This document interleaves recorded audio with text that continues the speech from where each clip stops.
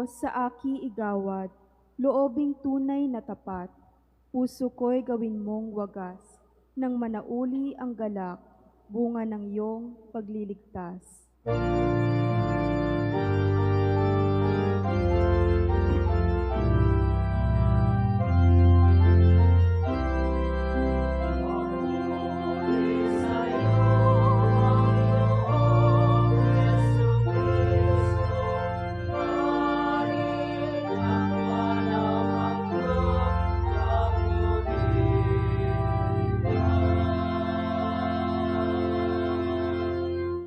Sumainyo ang Panginoon.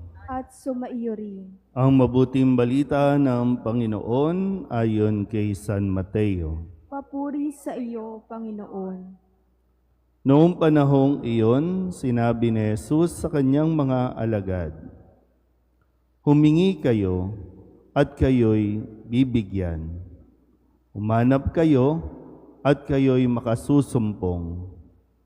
Kumatok kayo at ang pinto'y bubuksan para sa inyo. Sapagkat tumatanggap ang bawat humihingi, nakasusumpong ang bawat umahanap, at binubuksan ang pinto sa bawat kumakatok. Bibigyan ba ninyo ng bato ang inyong anak kung humihingi ng tinapay?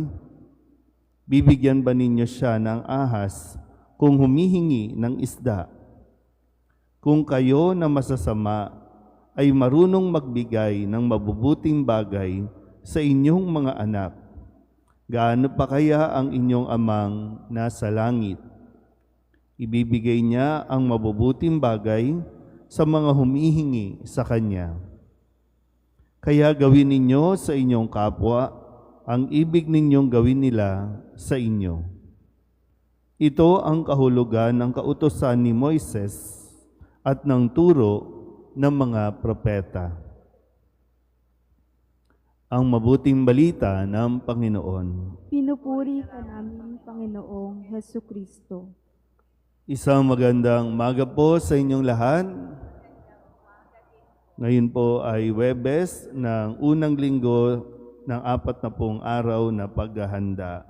At tayo po ay patuloy na pinaalalahanan ng isa sa tatlo na dapat nating pagtuunan ng pansin.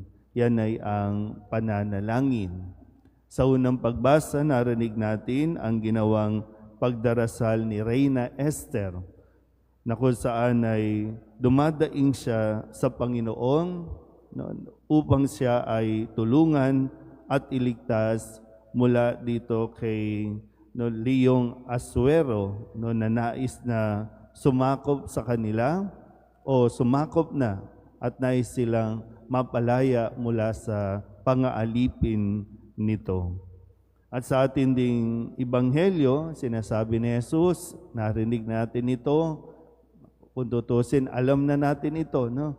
Sabi dito, umanap ka at ikay makasusumpong, kumatok kayo at ang pinto'y bubuksan sa inyo.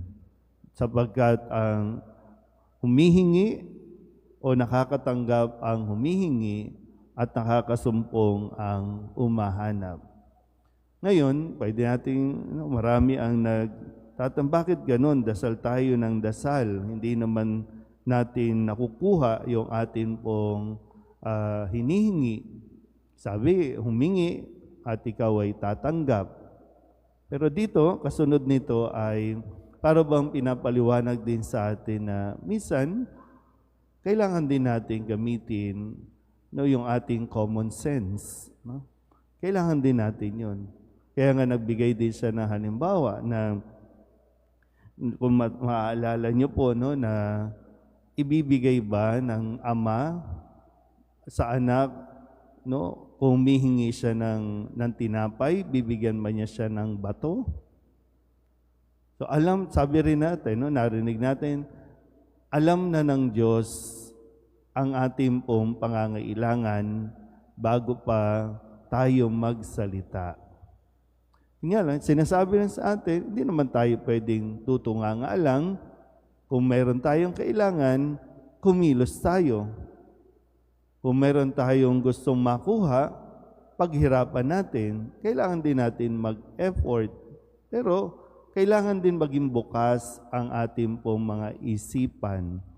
Hindi lahat ng ating hinihingi ay makakabuti para sa atin. Hindi ko nga alam, no? Sa kasalukuyan, sa nangyayari sa ating paligid, maraming nagdadasal. May mga nagdadasal ng hustisya.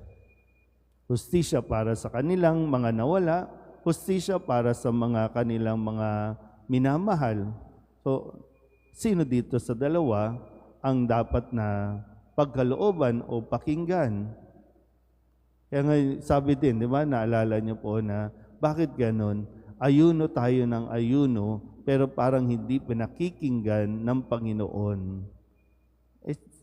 Sinabi rin naman na sinagot na ito na dahil pansarili lamang ang ating pong mga intensyon.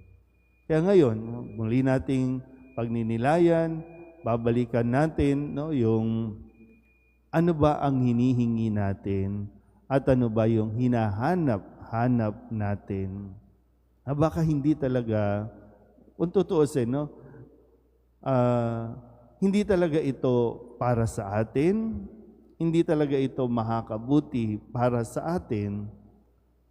Kaya madalas tayong magtampo, madalas tayong mag-isip na talagang hindi tayo malakas sa Diyos. No?